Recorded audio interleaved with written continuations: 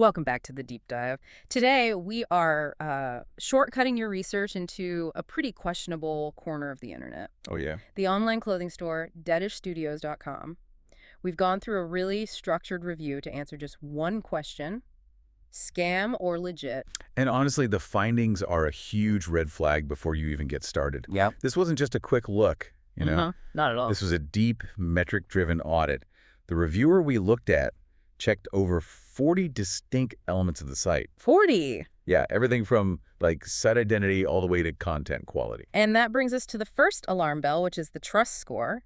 Out of 100, the final score it got was a shocking 34%. I mean, that is just, it's in the basement. That's unequivocally categorized as low trust. And the source material says a score that low severely indicates a suspicious website. Exactly. And when you actually dig into why it's so low, you see where the failures are. It's not minor stuff. Right. They're checking things like the domain's age. Was this registered 6 years ago or like 6 weeks ago? A huge difference.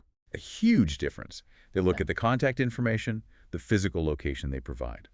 When you get a score down in the 30s, it means critical security and identity markers just completely failed. So what were some of the most specific failures then out of those 40? I mean, did they even have a registered office or something? Well, that's just it. The review pointed to massive inconsistencies. It noted the site's popularity metrics were weirdly low for how much advertising it seemed to have. Okay, that's strange. And more importantly, the contact page and the physical address they listed, they just lacked any kind of reliable verification. When the digital footprint is that thin for what's supposed to be a big retailer, that's where that 34% comes from. Okay, so here's the part that I found fascinating. This is the paradox. After running this exhaustive analysis and getting a score that's basically screaming suspicious, Right, all the alarms are going off. the final verdict from the reviewer is, well, it's completely non-committal. That's where you really have to start thinking critically. Yeah. Despite providing all this evidence that should lead you to one very negative conclusion, the reviewer actually states that the website appears to be a scam or legit website. Oh, really? Sure. Or it's hedging. It's just plain and simple hedging after presenting such devastating data. It's bizarre. You have 40 factors, a 34% failure rate, and the final piece of advice is that you, the listener, still have to do your own research to make a final call.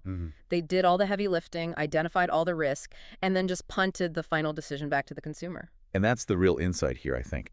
You have this detailed, metrics-driven review that confirms extremely high suspicion. Yeah. But publicly, it refuses to issue a definitive warning. That knowledge itself is so valuable. Now, the site fails on these key metrics. But it also shows you the limits of these automated scores when they're afraid to take a firm stand. So what does this all mean for you, the shopper, when you see this kind of wishy-washy rating? Well, it raises a really important question for anyone buying things online.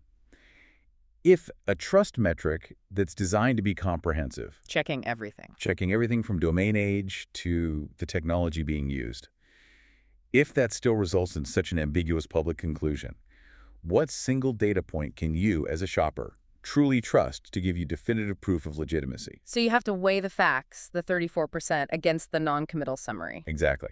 Sometimes the facts have to speak louder than the final sentence.